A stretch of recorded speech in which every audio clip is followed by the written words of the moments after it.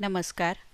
बाहेर मस्त पाऊस पडतोय आणि आपल्याला पण असं काहीतरी थोडंसं चटपटीत खाऊसं वाटतंय, पण लगेच पण झालं पाहिजे.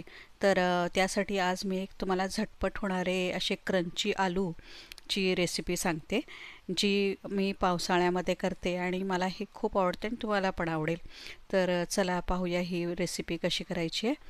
तर मी एका जाड बुडाच्या पॉटमध्ये थोडंसं पाणी घालते आणि हे 3 ते 4 बटाटे आहेत.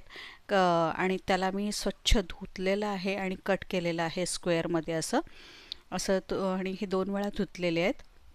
आता हे आपण या पाण्यासहितच या पॉटमध्ये घालूया आणि थोडं अजून लागलं तर अजून थोडंसं पाणी घालूया आणि अर्धा चमचा आपण ह्याच्यामध्ये मीठ टाकूया.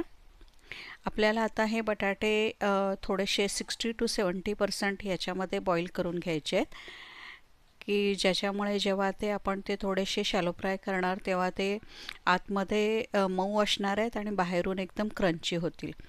तर त्याच्यासाठी आपण हे असं करायचं आहे. तर थोडंसं मी पाव चमच्यापेक्षा थोडंसं कमी जरी मीठ घातलं तरी काय हरकत नाही, कारण नंतर पण थोडं आपल्याला मीठ घालायचं आहे. आता आपण हाय फ्लेममध्ये हे ठेवूया आणि 7 ते 8 मिनटं लागतील याला बॉईल व्हायला.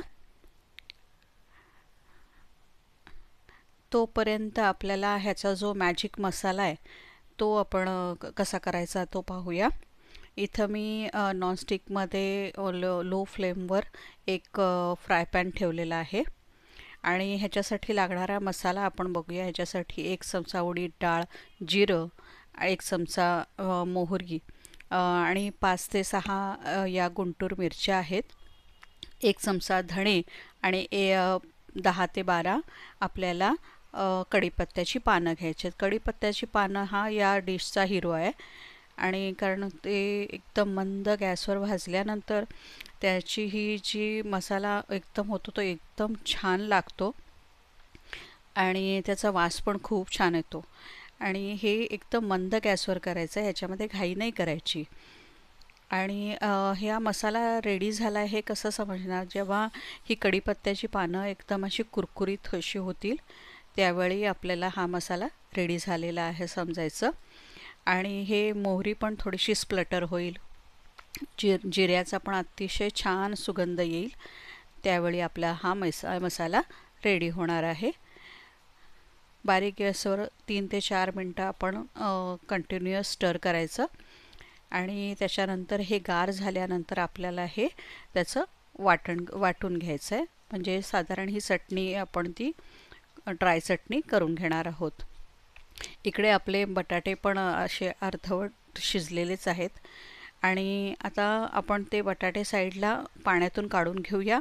आणि इथे पॉटमध्ये आपण थोडंसं तेल घातलेलं आहे. तेल चांगलं गरम झालं की हे जे आपण ड्रेन आउट केलेले बटाटे आहेत ते आपण ह्याच्यामध्ये शॅलो फ्राय करून घ्यायचे आहेत. सावकाश टाकायचं, कारण त्याच्यामध्ये थोडंसं ओलसर असल्यामुळे तेल अंगावर उडू शकतं. सावकाश टाकायचं आहे आपल्याला. सुरुवातीला थोडीशी हाय फ्लेम ठेवायची आणि नंतर आपण हे 5 ते 6 मिनटं हे आपल्याला असं हे कंटिन्युअस स्टर करायचं आहे. बाहेरून पूर्ण हे असे थोडेसे गुलाबी सर्व झाले पाहिजेत, कारण आपण 60 to 70% बॉईल करून घेतलेले आहेत आणि आता बाकी राहिलेले आहेत ते आता आपण ह्याच्यामध्ये फ्राय करून घेणार आहोत.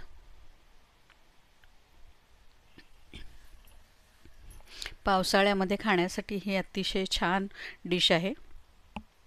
तुम्ही हे चपातीबरोबर खाऊ शकता, नाहीतर मी छान पाऊस पडतोय म्हणून आपण गोडा मसाल्याची तुपाची मुगाची खिचडी करतो ना, त्याच्याबरोबर मी आज काही करणार आहे. आता हा ब्राऊन झालेले आहेत बटाटे.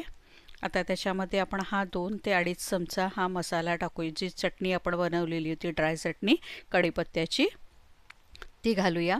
अर्धा चमचा आपण हळद घालूया आणि मगाशी आपण बटाट्यामध्ये मीठ घातलेलं होतं त्यामुळे आत्ता मिठाचा अंदाज थोडा कमीच ठेवायचा. थोडंसं पाव चमचा मीठ पण याच्यासाठी खूप झालं.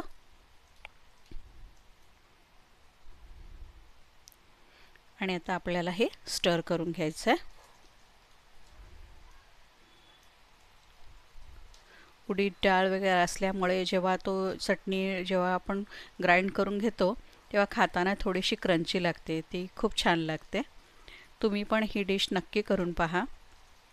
कधी आपल्याकडे कोणती भाजी नसेल तरीसुद्धा ही भाजी करण्यासाठी अतिशय मुलांना आवडण्यासारखी आहे ही. तुम्ही चपातीबरोबर खाऊ शकता, नाहीतर राईसबरोबर करू शकता, दाल फ्राय बरोबर, दाल फ्राय राईस, पापड, लोणची आणि हा क्रंची पोटॅटो खूप छान हे कॉम्बिनेशन आहे. तुम्ही नक्की करून पहा. तुमचे कमेंट पण मला नक्की सांगा. बघा किती छान दिसत आहेत हे.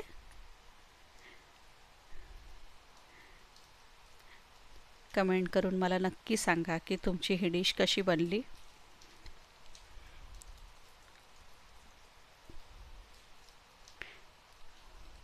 माझी ही रेसिपी तुम्हाला आवडली असेल तर लाईक, शेअर